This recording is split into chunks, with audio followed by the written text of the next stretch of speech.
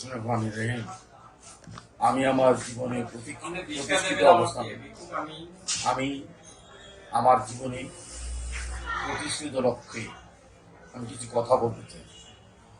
আমার নাম মোহাম্মদ আরমানুদ্দিন পলাশ। আমি আমার রাজনৈতিক সামাজিক ক্ষেত্রে মোটিভাই করতে গিয়ে রাজনীতিতে প্রদক্ষিণ করেছিলাম। 1983 সালে আমি ব্রাহ্মণবাড়িয়া মহকুমা ছাত্র দলে কোপ করে আমাকে সদস্য করেছিল।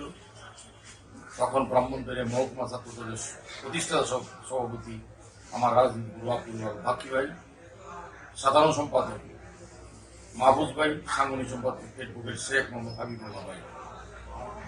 তারপরে জেলা আন্দোলনের সুবাধিয়া নিয়ে আসে এই দিন পরবর্তীতে আমি রাজনীতির প্রাথমিক করেছিলাম। আমি স্কুলে পড়ি, তখন স্কুল জীবনে রাজনীতিতে গুন্ডিতে স্বৈরাচারের বিরুদ্ধে আন্দোলন শুরু করলাম। সেই আন্দোলনের সুবাদে অনেক পরীক্ষিত সংগ্রাম করেছিলাম। ঠিক তেমনি ভাবে 1990 পূর্ব পর্যন্ত 9 বছর আমার নেত্রী, দেশ নেত্রী, যিনি বাংলাদেশের রাজনীতিতে একটা স্বর্ণাক্ষরে লেখা থাকবে, উনি 9 বছর সংগ্রাম করে অতিক্রম করে সেই দিন 90-তে স্বৈরাচারের পতনের মাধ্যমে এই বাংলাদেশের প্রথম মহিলা প্রধানমন্ত্রী হয়েছিলেন 91 সালে। 90-তে সেই স্বৈরাচারের এরশাদের পতনের পর 1991 সালে জাতীয়তাবাদী দল ক্ষমতা এসেছে। 1991 সালে এর পূর্বে আমি ব্রাহ্মণবাড়িয়া জেলা ছাত্র দলের সমাজ কল্যাণ সম্পাদক ছিলাম। পরবর্তীতে আমি দল ক্ষমতা এসেছে, সেই ক্ষমতার সুবাদে 91 সালে আমি কাউন্সিলের মাধ্যমে জিএস নমিশন পেয়েছিলাম। আমাদের পরিষদ হয়েছিল আপেল আরমান পরিষদ। সেই পরিষদের মাধ্যমে আমরা যে বাবক আমরা বিজয়ী লাভ করেছিলাম। পরবর্তীতে আমি ব্রাহ্মণবাড়িয়া জেলা ছাত্র দলের সহসভাপতি হয়েছি। অনেক সহযোগী সংগঠনের সাথে সম্পৃক্ত হয়েছিলাম।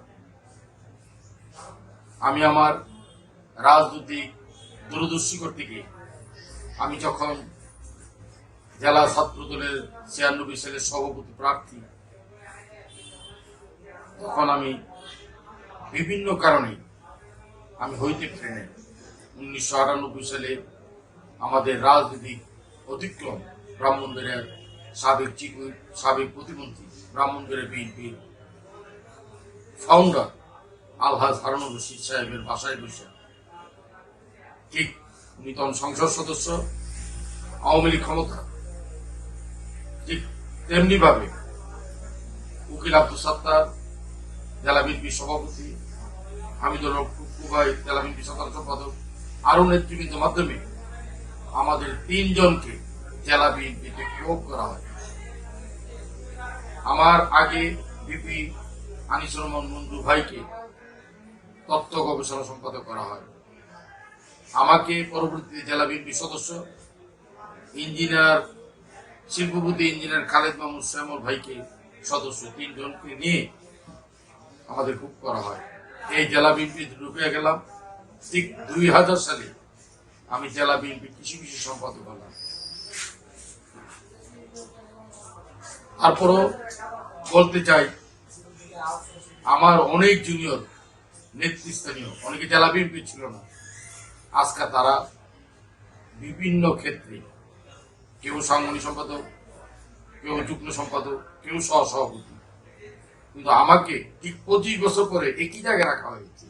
আমি জেলা বিএনপির তথ্য গবেষণা সম্পাদক। কেন রাখা হয়েছে? আমাকে যদি ভাইটাল পজিশন রাখে, তখন আমার পদ পজিশন মর্যাদা হিসাবে বক্তব্য রাখে। আমি সেই সুযোগে বক্তব্য যাতে না রাখতে পারি, সেই হিসাবে আমাকে সম্পাদক রাখা হয়েছে। তারপর আমি নিন্দা জানাইনি।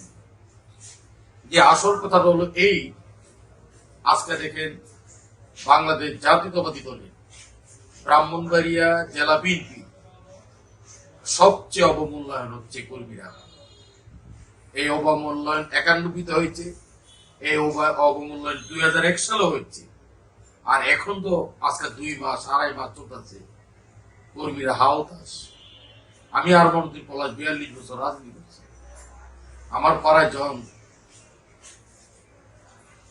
ঊর্ধ্বতন নেতৃবৃন্দ জনপ্রতিনিধি যখন প্রোগ্রাম করে, আমি খবর পাই নাই। অবশ্যই পাইকপাড়া ব্রিজের উত্তরে 90 শরীয়তের বিরুদ্ধে আন্দোলনে আমি মুখ্য ভূমিকা পালন করেছিলাম, কষ্টদায়ক করেছিলাম। আমার বাড়ি সম্পদ সব নাই, কিছু নাই, আমি বাস্তরা হয়ে গেছি, আমি একা হয়ে গেছি। কিন্তু আমি কর্মীদের পাশে আছি।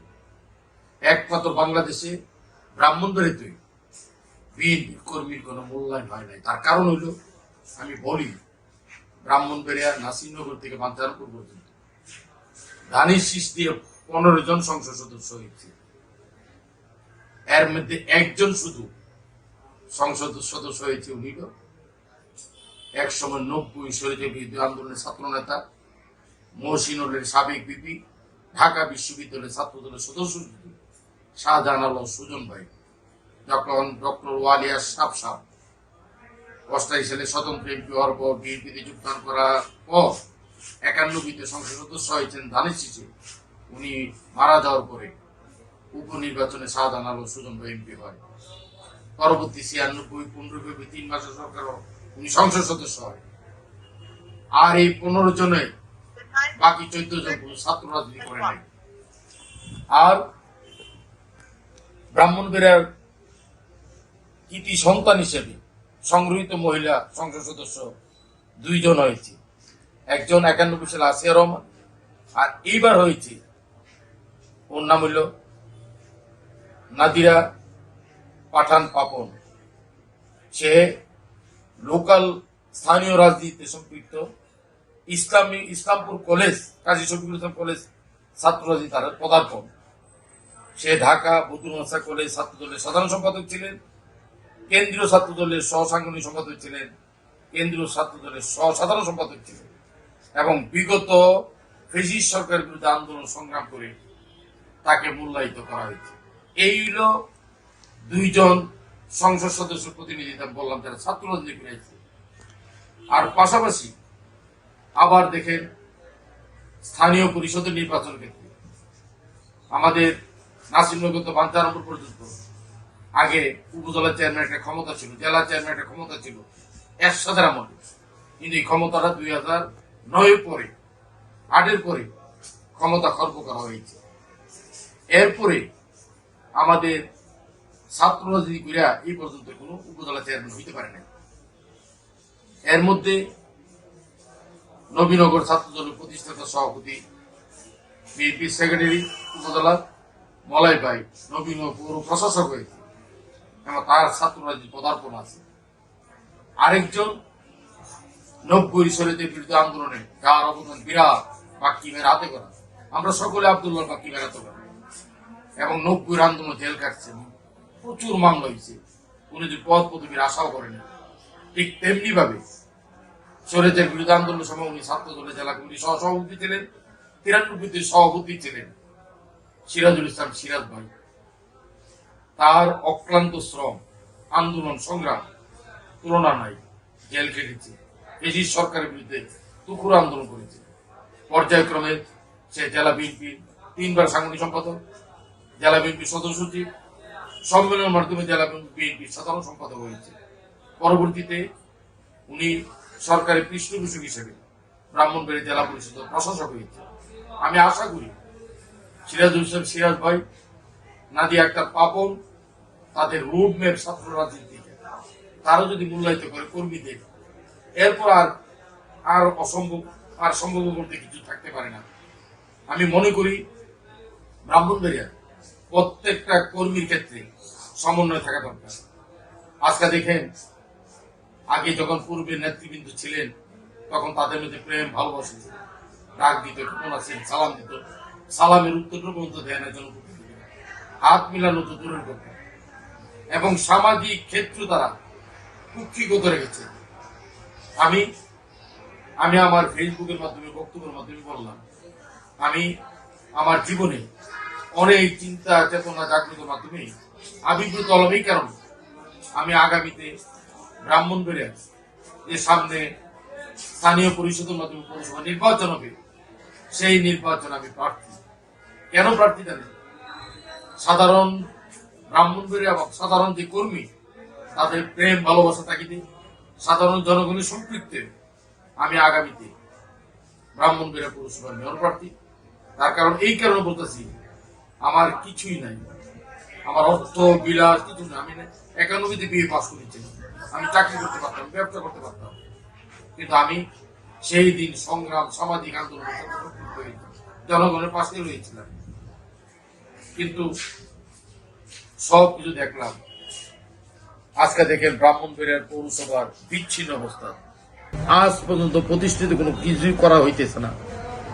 আমরা আশা করি আমি যদি জনপ্রতিনিধি হওয়ার সুযোগ হয়, আমি ইনশাল্লাহ, বয়সও শেষ প্রান্ত, আর বাঁচবো কত দিন, বাকি জীবনটা আমি ব্রাহ্মণবাড়িয়ার জনগণের পাশে থেকে কাজ করতে চাই। ধন্যবাদ। আসসালামু আলাইকুম। বাংলাদেশ জাতীয়তাবাদী দল, দেশের নেতা জিয়াউর রহমান অমর হোক, এবং খালেদা জিয়ার আত্মা মাগফিরাত কামনা করি, এবং আগামী দিনে তারুণ্যের অহংকার দেশ নেতা প্রধানমন্ত্রী তারেক রহমান আগামী দিনে অগ্রসর হোক, এই আশা ব্যক্ত করে আমি বক্তব্য।